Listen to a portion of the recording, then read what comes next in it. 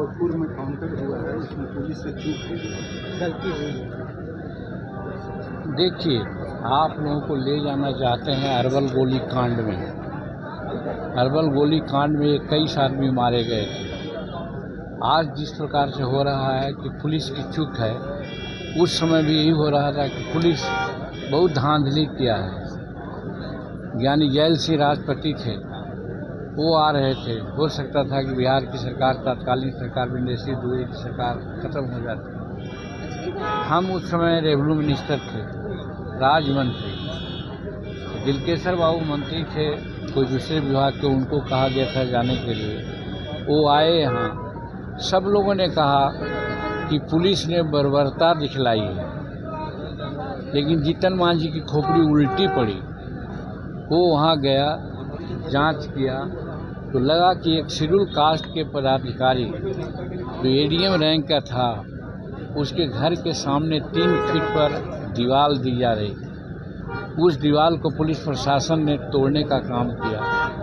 फिर उसके बाद नक्सलियों ने आकर के वहाँ ज़बरदस्ती लगाना चाहा दीवार, और उस पर कासवान उस समय थे, CR कासवान करके एसपी ने गोली चलाई। 21 आदमी मारे गए। सब लोग यही कहा कि पुलिस फायरिंग बहुत खराब है, गलत हुआ।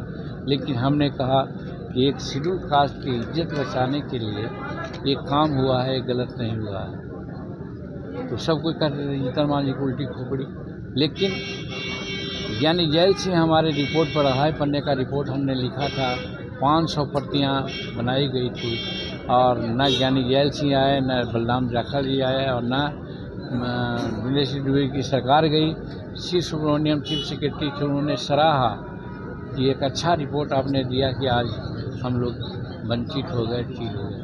वही बात वहाँ का मामला है।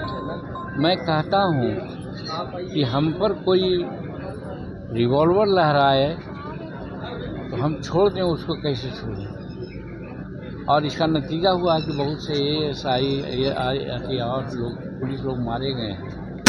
पुलिस मारा जाए तो बहुत अच्छा, लेकिन अगर कोई आदमी मारा जाए या रूप में उनको अगर इंजर्ड किया जाए तो बहुत खराब।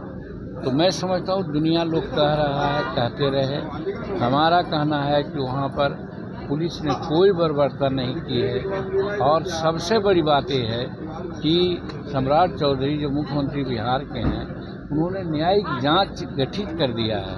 अब इसके बाद किसी को कहने का क्या उचित है। मैं समझता हूँ कि आपको भी एक प्रश्न नहीं करना चाहिए था। निशांत कुमार पहली बार पार्टी की बैठक में शामिल हुए, काफी अनुभवी।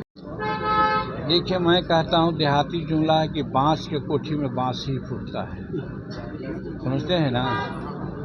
तो नीतीश कुमार जो 20 साल यहाँ का चीफ मिनिस्टर रहे, उनका बेटा रहे, उनके संसर्ग में रहे निशांत जी, तो भले दूर रहे, अपने पिताजी के कहने पर राजनीति में नहीं है थे, लेकिन अब जब उनके पिताजी दिल्ली चले गए हैं, अब राजनीति में यहाँ आ रहे हैं, तो मैं समझता हूँ कि उनकी परिपक्वता पर कोई संदेह नहीं होनी चाहिए।